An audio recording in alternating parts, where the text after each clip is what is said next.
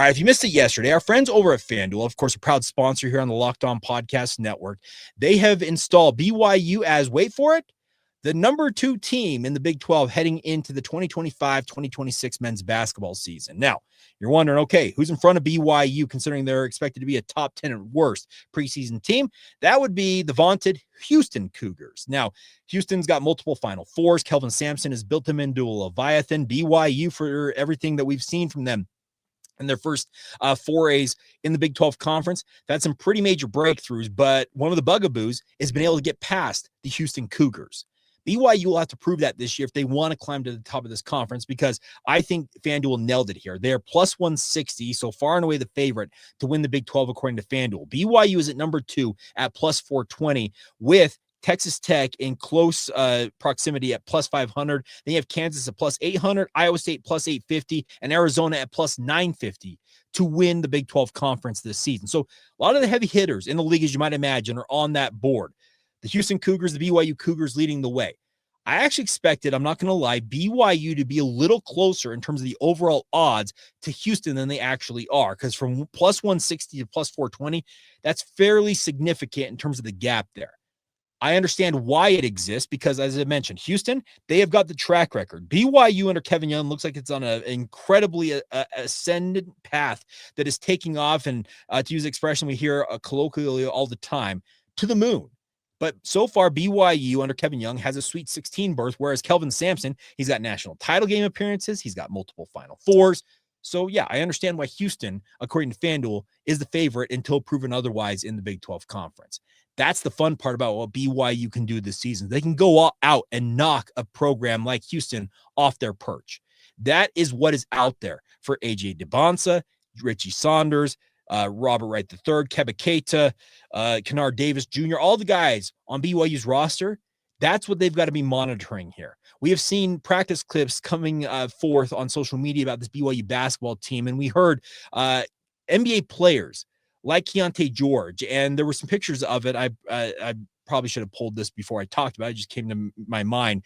But Keontae George at Utah Jazz Media Days, he was down at BYU practice, and he said he saw a dunk from AJ Dybantsa that he said essentially told him that AJ is him, to use that term. He said the person decided to jump with AJ, and Dybantsa dunked it on this player's head and did it with authority. I think it was Robbie McCombs tweeted out the pictures of said dunk. We don't actually have a video of it, but it's an absolute poster shot. And that shows you what NBA players who am I thinking of? Keontae George believe that AJ Dybantsa is absolutely everything that he's vaunted to be. If he is that, BYU is going to have a very, very good shot to win the Big 12 Conference, to be at worst a 2 seed, it feels like, in the NCAA tournament. Heck, making a run at the Final Four.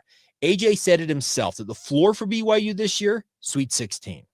That's pretty incredible considering BYU has three Sweet 16s in the past 40-ish years, if my math is correct. They did it once with Danny Ainge, obviously making the Elite Eight. Jimmer Fredette did it, and then last year making the Sweet 16.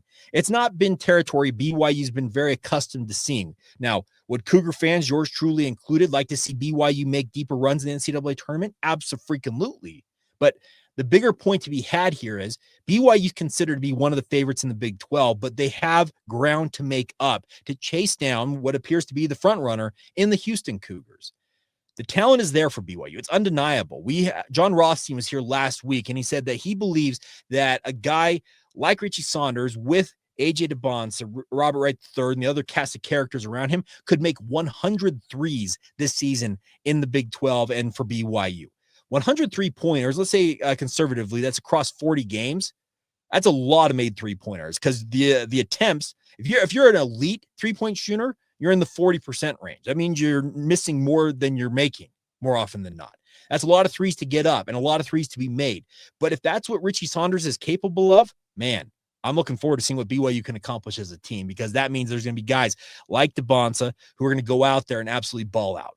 I have got full faith and belief that Kevin Young, He knows exactly what he's doing at the helm of this BYU basketball program. He has aspirations of taking BYU basketball to heights hitherto never experienced by BYU or Cougar fans. And there's a reason why the tickets sold out so quickly they did to the Marriott Center. Now, some of you may say there's some shenanigans that went on with that. Yeah, there probably were, but the long and short of it is the Marriott Center, it's going to be a place to be this coming basketball season. BYU sports in general is a place to be right now. Football's rocking and rolling. Basketball looks like on the men's side of things is going to be absolute downright elite, and it's going to be a fun season ahead. I love the fact that the FanDuel folks are giving some respect to BYU, but also providing motivation along the way to saying, hey, you're pretty good, it looks like on paper, but you got to chase down those other guys, the other Cougars, the Red Cougars in your own league to prove that you are top cat, top dog, whatever term you want to utilize here. I'm looking forward to it. I have said it before on this podcast. For those of you who are everydayers, and I'll say it right now again, I very, very rarely want to wish away college football season because college football, it's my bread and butter. It is my favorite sport by far. I think if you're a longtime listener to this podcast, you know that college football is where I'm in most of my element.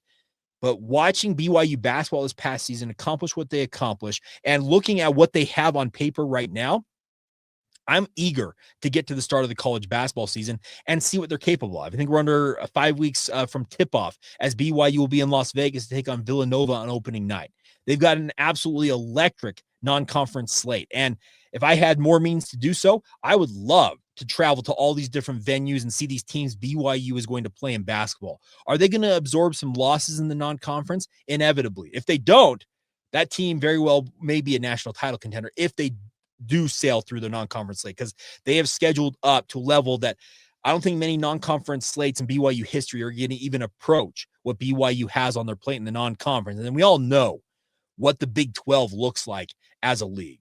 It's a bear trap. It is every single night. If you don't bring your A game, you can get upset. And I'm talking from the bottom tier teams to the top of the top that BYU is expected to be. You got to bring it every single night because this is a conference. It is rough, it's rugged, and it's going to test your absolute limits. And BYU, they got to be ready for all of it. And I'm looking forward to it. We'll see how it all shakes out. But I look forward to seeing how BYU competes in this league because I do think that our friends at FanDuel gave BYU plenty of motivation, but also installed them rightfully as one of the favorites in this league because Kevin Young, he's put together a pretty downright elite squad on paper. Now they got to go prove it on the court. And early indications are that BYU will indeed be doing just that. And should they succeed, obviously, in doing what they have done to this point, that means BYU, they're going to be a national story all season long. I've been hearing about how tickets and whatnot played out. Yeah. The story, it's already been written about what BYU could be this season. Now we actually need to see it play out before our very eyes, and hopefully it has the outcome we're all hoping for along the way. All right, that is going to do it for today's edition of the podcast. Truthfully, thank you for all of your support of this venture. I strive to bring the best I can every single day to this show, and I think it's showing with the response that we have gotten in the last few days, but even beyond that, essentially this year, 2025, been pretty incredible for the growth of this podcast. So from the bottom of my heart, as always, thank you for making Locked On Cougars a part of your day. In fact, your first listen of the day. Hope all of you subscribe to that, but also hope you guys are everydayers checking this podcast out on the daily and come back tomorrow. Have a great chat. Mountaineer Paul, one of my favorite dudes in the Big 12 squad. He's got an interesting backstory, but with West Virginia and BYU squaring off, I could not let the opportunity to catch up with my guy MP to talk about BYU and West Virginia. You'll hear that tomorrow right here on the podcast. And do want to remind you guys before we go, it's another big moment for Locked On. You want to check out Locked On and Fire TV's presentation of College Football Kickoff, your ultimate college football weekly preview. Drake Toll, our good friend from Locked On Big 12, is leading the conversation alongside two-time AP Coach of the Year Gary Patterson, former college star Jesse Hawley, and of course, Locked On's local experts. A college football preview like only Locked On can do. Catch College Football Kickoff every Thursday throughout the season only on Fire TV. All right, everybody. Hope you have a great rest of your day and come back tomorrow right here on the Locked On Cougars podcast.